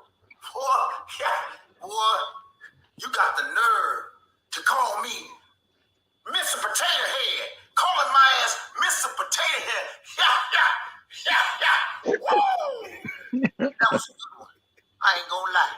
That was a good one. But I digress. So what? I wore a wig. Huh? People asking, why did you wear a wig? When did you get the wig? Whatever. But your ass thought that shit was real. Everybody thought my shit was tight. They thought it was a real hairline. Huh? See, Cat? You don't fuck with a dog. You a cat, I'm a dog. Huh? We both from Ohio. Shit. You from Dayton. And I'm from, yeah, you guessed it, Cleveland. All day. See, you know what you done did? You done started a war. Yeah. Anytime, any place, boy. Anytime, any place. You know, I feel like a rapper. Yeah. This here's a rap battle. Yeah. I'm gonna spit a couple bars for your ass, Cat. Huh? Watch this. I'm gonna show you some real skill, boy. See, you done fucked up, boy. Better watch your ass. That interview might be your last. Talking all that shit and telling them lies. I see your ass in the street, boy. I'm about to swell up them eyes. Yo, I don't give a damn what people say about Steve, but I'm gonna get that money. You best believe, yeah. You got one more time to fuck with me, little dude, cause this here gonna be a real family feud. Yeah, I'm telling you that right now. Oh yeah. Harvey family, let's play the feud. Survey said. Hey man, look, bro. That nigga, look, I totally forgot that nigga was a You Got Served, nigga. With the nigga that was from the mother. That was remarkable. Yeah. That was outstanding, Shawty. What the hey listen. He said, "You never seen You Got Served." That there was acting. That there was acting. And if you're listening, he kind of confirmed some of the shit that Cat was saying. Yeah, man. Like I said, Cat Williams may not have been telling his entire truth about himself, but the industry shit, niggas been. I believe that because he's not the only one to be saying this. Now, Sean, why niggas beefing in 2024? Man, nigga, this the year. Don't nobody. You gonna stop putting dirt on my name, ass, so I'm gonna really put you out there, type of shit. Cat Williams and them, I mean, they've been beefing in this industry. It's the same thing as in any industry when you go head to head with the competition. It's always got to be something to kind of keep the masses involved. If it's dying down, to kind of keep the eye attraction. Like I said, as far as the shit that he was speaking, we all know what kind of shit go on in that industry. Stealing jokes. Everybody steals everybody's jokes for the most part. You ain't supposed to do it. It was like that.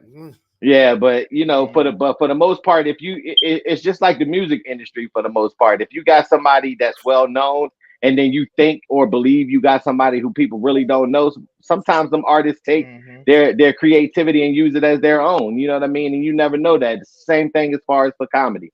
You got people that's well known, and you got people that's not really known in their city that may, go to these stand up shows, and they may steal a little joke here and remix it themselves. And Mm-hmm. later on, it comes out that somebody stole their joke. I mean, it's just what goes down in the industry.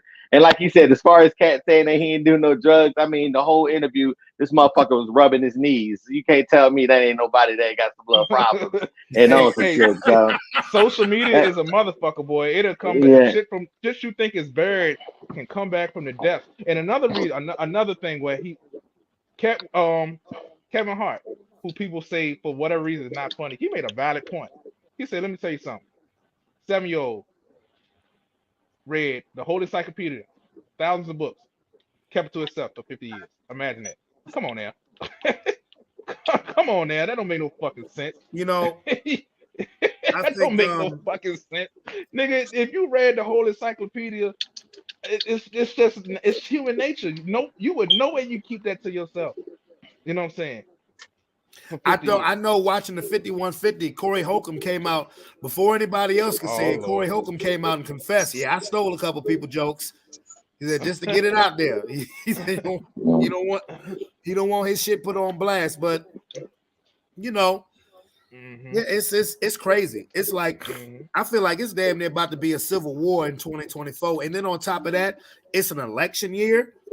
And I was watching some of this. I happened to be because I had the football game on ABC, and they were showing Republican primary shit, how Trump beat DeSantis in a couple of states, and this is an election year. I'm like, God damn, here we go. Well, the bottom line speaks loudest. It's election year. They don't want they don't want the black vote focus on what's really going on. Not that. I mean, if we're gonna talk shop now. This what I'm talking about. You want to talk about it? Oh, come they on don't now. Want us focus. Come on they now. Don't want us focus on what's really going on. Come on now. So they're gonna have. Come on now. They're gonna have the Diddy shit all together. They're gonna have all that other shit. They're not gonna talk about that Trump. They're not gonna talk about that Trump. All you know is that Trump is got to go to court. You know what I'm saying? But all you know is he's still running. You know what I'm saying? There's no way to nigga. They just want you. That's all they want you to know. You know what I'm saying? Just fuck Trump. Never mind the hunter shit, and never mind all the other shit going on. They like these distractions, boy.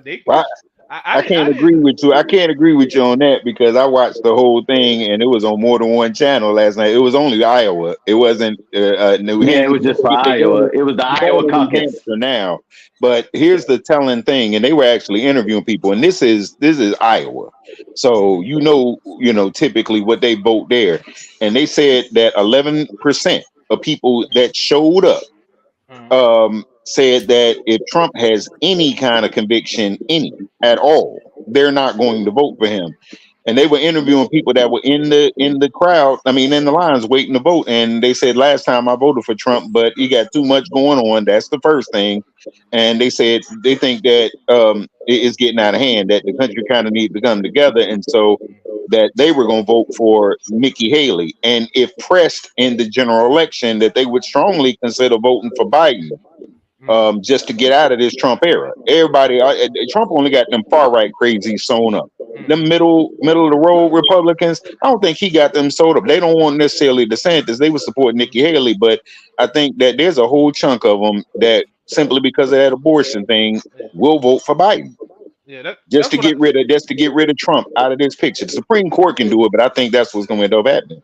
That's the point I'm kind of trying to make with this shit. Like the left, they want Trump on the ticket for that reason. The right, the real right, they've been trying to distance themselves from Trump since November 2016. That's why you had certain people leave office who you think that's not gonna pop their head out and want to, want a fresh start. They didn't want no parts of that shit. You know what I'm saying? It's 49 steps ahead when you're dealing with them people.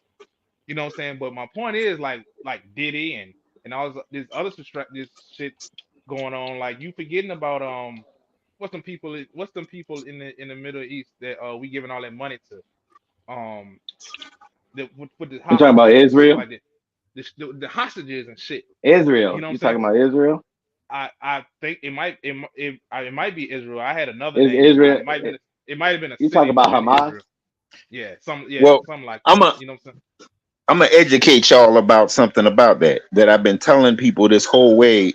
Um, that they don't know Israel's history. You just heard Israel, and you automatically associate Jew, and then you automatically associate Holocaust and all that. Them Jews is some shady motherfucker. Israel's a shady ass country, and they've been stealing in people's land over there for years. They stole the land to become Israel in the first place. It was Palestinian property. They stole that land from the brown people over there and just named it Israel. For real, them Israel, the Israeli people are Yemen. They're from Yemen. They migrated from Yemen. And so what's going on now? Where did all this start? The Palestinian people been wanting to push back, but they don't have an actual, military to push back with. So Hamas, who, is Palestinian, and yes, they are the terrorists, said, we'll take that fight. We'll take that fight. And that's exactly what happened. And see, now the reason why United States is staying where they're staying, because Israel had been an ally. But if you notice what Biden's been saying, there won't be a two-state. It's going to be a two-state solution. It's not going to be this Israel occupation, because they know what Israel's trying to do. They're trying to steal that land. Again. That's what all this is about. They're trying to use this shit to try to steal that. Not Netanyahu is Trump, Israeli Trump. That's all. Again, and all that shit may be true. Well, my point was, Tony, you know that, but I bet you a good portion of the people don't know that. Because they're not told and they're not shown. You dig what I'm saying? That's well, but we the color people of color know. It's them calcium camos that want to be in denial about it. Yeah. But people of color know that the whole story is. I don't think anybody on here is Muslim, but if you are, the whole story has been Jew good, Muslims terrorists, bad. We call them sour cream Americans on this show, and that's the narrative that they've been trying to play for years. So But it is what it is. But we're not privy to that information, because you would see, because anybody would see, like, why are we in they shit? You know what I'm saying? Like, why are we sending so many? Because all you hear is hostage. It's people in danger. It's people in danger. Hostage. You know what I'm saying? Because that war is expanding. America didn't want to be in the middle of it, and it was just Israel and Hamas. But now that war is expanding. It's expanding because you got them other predominantly Muslim countries say we can't just sit and watch them Jews do what they do. So now you got all these other countries that's getting involved, and now it's forcing America to get involved. It's going to end up being a full scale thing if they don't get in Israel's ear and tell them to back the hell off. If Israel backs off, that shit ends tomorrow.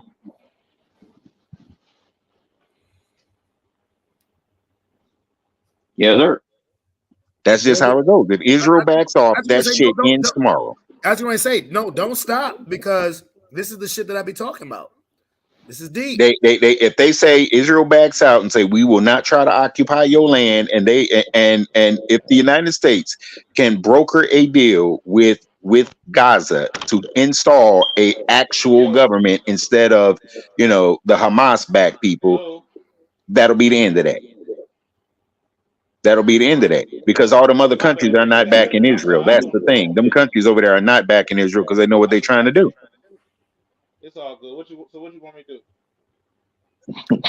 do? Oh, yo, they talking to somebody else.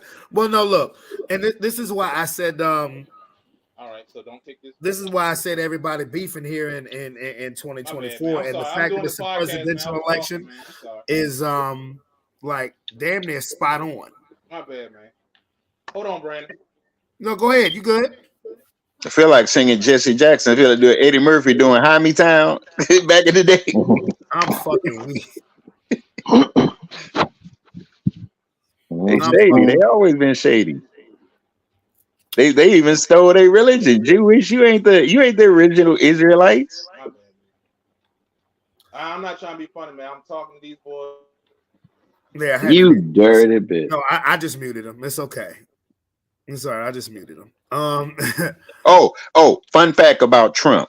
And this immunity thing where he's claiming I'm immune to everything. I'm immune to prosecution for civil. I'm immune to prosecution for criminal. I'm immune. The thing that these far right crazies that are standing on soapboxes talking about Trump's immune. Okay, so if you get that Supreme Court to say Trump's immune, that means Biden is immune. that means Biden can do anything right now and they ain't got to worry about prosecution. So they claiming that last election was stolen. Biden could steal this election if he really wanted to, and you can't prosecute him because he's immune. Yeah, I saw that shit last night when they asked the question to the people of Iowa where they said, "Do you believe that the 2020 election was stolen?" And like the majority was the people of Iowa thought it was stolen. I laughed my ass off when I saw that. Yeah. But I don't pay attention to them polls because that's 60% of the people they actually ask. They ain't ask everybody in Iowa. And I think most of the reasonable people know that election wasn't stolen. But and in the big picture, like I said, these cases that Trump got open, man, I don't see him beating all of them. Leave it to America to have a president who's running the country from a jail cell. That ain't gonna happen either. They think that it'll happen. Will you still vote for Trump if he's in jail? Yeah, I will. Yeah, you a far right nut. That's why you'll do it.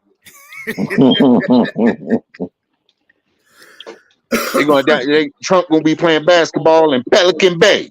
24-hour lockdown. I got cases on all you bitches. But I would not be surprised, and I know this is going out hot, but it's some far left crazies. I would not be surprised. I ain't gonna say what, but I would not be surprised. I wouldn't be surprised neither. Look, when they stormed the Capitol, I said, yo, that's the most gangsters. I said, yo, black people can't pull off something that gangster. No, we couldn't because we was there and we wasn't trying to storm the Capitol. They called the National Guard on us, remember? Yeah. Black Lives Matter. Bro, we'd have been shot 3 blocks of the motherfucking Capitol. But they was trying. The thing about it though is they was trying to call the National Guard in on them crazies, but Trump is the one that called had call them and tell them to stand down. Yeah. Larry Hogan, it was 3 states. It was Virginia, Maryland, and I forget who the other state was that sent had the National Guard and were prepared to send them on that day, and Trump told them to tell them to stand down. And when was this? On January 6th. Yeah, we're talking about when they stormed the Capitol. Oh. Them governors was not taking the heat for that. The governors was not taking the heat for that. The governor said, well, I was on the phone with the White House and I told them we got 1,000 troops ready to go and they told us to stand down. No, Calvin, Trump didn't want his people getting attacked. That's what he said. Calvin, what I had said is that black people couldn't do nothing that gangster when it came to storming the White House or the Capitol. Right. Yeah. But I know Calvin calls election year the biggest shit show in the world. So but you said B that it was gonna be civil war. I was talking to a white dude about that, right? And I was just honest with him. I said, y'all Hicks, y'all ain't got enough guns. Y'all backwoods motherfuckers with AR-15 shooting deer. Bring that shit up in Detroit. It's not gonna happen. It's not gonna happen. Yeah, y'all strong in Arkansas and in the backwoods of Alabama and this, that, and the other, but y'all, it's like one neighbor every 3 miles. Like you come up in the hood with that, come up in any of the metropolitan cities with that. You come to Detroit and you know who gonna be the first one to pop a cap in your ass? Eminem. I promise you that. I promise you, you come to California, Crips and the Bloods gonna be on the same page. Every set they can find. What's the other group that niggas ain't fucking around group? The militant group? Yeah. Okay. Black Panthers reincarnated, yeah. Yeah. Okay. And I don't even think it's a black and a white thing. I think it's just one of them things because I seen 2 white boys going at each other. Redneck versus city white boy. He redneck. Go fuck your sister. God damn. Okay. Yeah, okay. It's a different day, and I don't think it's that kind of. They think Civil War. I don't think it's that kind of battle lines anymore that it was during the Civil War. I think it's a little different. Well, actually, a lot different now. And liberals outnumber the conservatives anyway. So 2-1. Yeah. You can secede from the United States. That's the funny thing. Texas and we want to secede. We want to secede. And you won't last 2 years because all the money flow through blue states. All the money flow. The ports is in California and New York. All the money come through the blue states. Mm-hmm. All the money. Y'all got what? Peanuts? Y'all can sell peanuts. You ain't even got cotton no more because you ain't got nobody to pick it. So what you got? You don't have anything. Them red states don't have anything. Texas may be the only place that got some money out of it. The rest of them red states ain't got no money. Kentucky broke. Them niggas could barely afford. Them crackers in Kentucky could barely afford shoes. So what they talking about Civil War? They can't even afford the ammunition. Well, I mean, who knows? Maybe that white supremacy will be on sale at Walmart. Who knows? Plus, think about the world that we live in. Think about the world that we live in. Shit, a third of they white women gonna be on the front lines fighting with us. Because I love Tyrone. That's another thing. I love Tyrone. Catch me outside. How about that? Well, look, it's 2024. This is an election year. This is not going to be the last time that we have a talk, particularly in regards to the election, because Calvin loves this shit. Tony loves this shit. They love this shit. You know, I mean, I learned from them. I sit here and nod my head like I know what the fuck I'm talking about. I can just tell you what I hear. There's a lot. Honestly, I don't want to play myself like an ignorant idiot. There's a lot of shit that I know. But I know that these two gentlemen, they have a passion for this. Right. You know, you talk about Saudi Arabia, this is what I'm gonna say. There's a whole lot of boxing matches going on now in Saudi Arabia. A whole lot. I can't wait to see them. That's all I say about that. But look, fellas, because I know we could talk about this for another hour. But I'm gonna tuck my little. I gotta go, man. I'm gonna tuck my little ones in. You said what, Calvin? I said no. I said that's my fault. Yeah, I gotta holler at y'all. I'm sorry. Well, let me ask you a question, Calvin, before you leave, and I want to ask all of you guys this: should we, if we do a post game show? Yeah. Should we wait to do the post game show on Monday because the Sunday night game is not going to be over till about 10:30? Should we wait till Monday to do that? Yeah, we can do that. It don't matter. Okay, that works for me. That's all I wanted to know. Now, if y'all want to join me on Friday, please join me on Friday. But listen, you guys, thank you guys for tuning in. Shout out to Too Tough Sports. Shout out to Heather's Craft Haven. Shout out to Facebook, YouTube, and Twitch, bitch, where we are broadcasting on Sports Plus Life. For Calvin, Tony, and Sean, it's your boy Brandon Bravon Towns. We out this bitch. Peace. Love you.